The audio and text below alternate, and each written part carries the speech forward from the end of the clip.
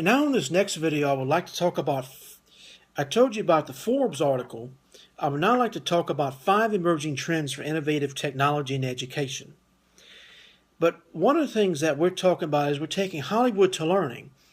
And we're using mobile apps and learning a lot more in terms of producing student effects in our educational environment. We're also having engaging immersive experiences in terms of how we're using virtual reality in our schools. But also I think another good trend is, for example, Pixar for free, the technology tricks. The world of 3D is changing the way education is being done. And I think in any environment, this is important that we can use effectively in our organizations. I think it's also important they identify another emerging trend. Science and math can be fun. For example, scientific processes and algorithms can be used through virtual reality to make it fun for learning. And it's very nice, I think, from the way dinosaur models to animation technology, that this could be used to really drive the interest in math and science in schools. But also, another trend we're seeing is that gamification is going good. I think early environments like original schools, they didn't like games in schools because maybe they were distracting. But when we look at today, like the big game engines, Unreal Engine, Unity, and CryEngine, it's very nice what we could actually do with educational learning in terms of how games are affected. And finally, I want to talk about 5 technology trends that could supercharge education in 2016. And what I find very interesting about all this is that this has implications for K through 12 and higher education. But all in all, they talk here about virtual reality, how virtual reality is becoming a new way of teaching both math and science through terms of using 3D models. At the ISTE 2015 convention, representatives of Google Cardboard and Samsung's Gear virtual reality talked about ways in terms of how we could bring this into the classroom in terms of using virtual models to get students to understand things. But also 3D printing is going to have an effect on the audience.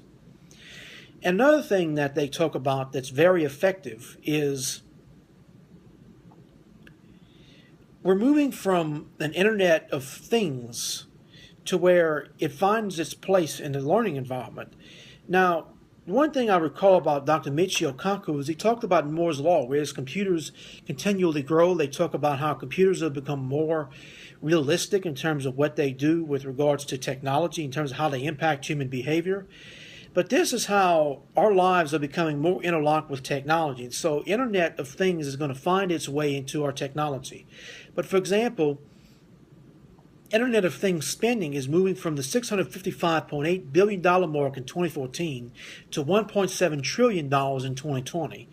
Now, this means that some 26 billion devices around the world are going to be connected to the Internet. This could all have substantial impacts on education. But also another thing I want to talk about is how wearables are becoming a mainstream status and how technology is becoming smarter. I think this is all a classic example of what is being done in terms of making technology more interactive. And I think it's fabulous because we're moving to an age of true thinking machines in terms of computers. And I think this has the tremendous impact to making any organization better. Now, as I look at my organization, when we talk about disruptive innovation, what I gather from all of this is that technology is becoming more effective, but are we using it effectively? A lot of studies would probably say no. In the corporate world, IT programs could be run better, but also more learning in terms of overcoming technology literacy could be made more effective. We could have learning done in a much better environment, particularly for older generations, to how educate people how to use technology effectively. And when I look at my nonprofit organization, the Hobie organization, we've long since had a tradition of technology in our organization in terms of how we're using it. I remember I was in charge of the Web 2 project when it became Active Collab later on. And what this means is that we are an organization that seeks to train the leaders of tomorrow by making high school sophomores leaders of today. And I think it's very fabulous that we have a national set of curriculum standards that we're using more effectively in our organization that we have to adhere to. But Active CoLab is becoming a lot more impactful in our organization. And what this simply means is that we have to do a better job of implementing this technology in our organization. We already use it to post online documents in terms of what we can do to let the national board know exactly what we're doing. But we have to make sure that everybody understands this technology. And I think as going forward, I really want to have an impact in my organization to make everyone understand what technology is and how it can be made better.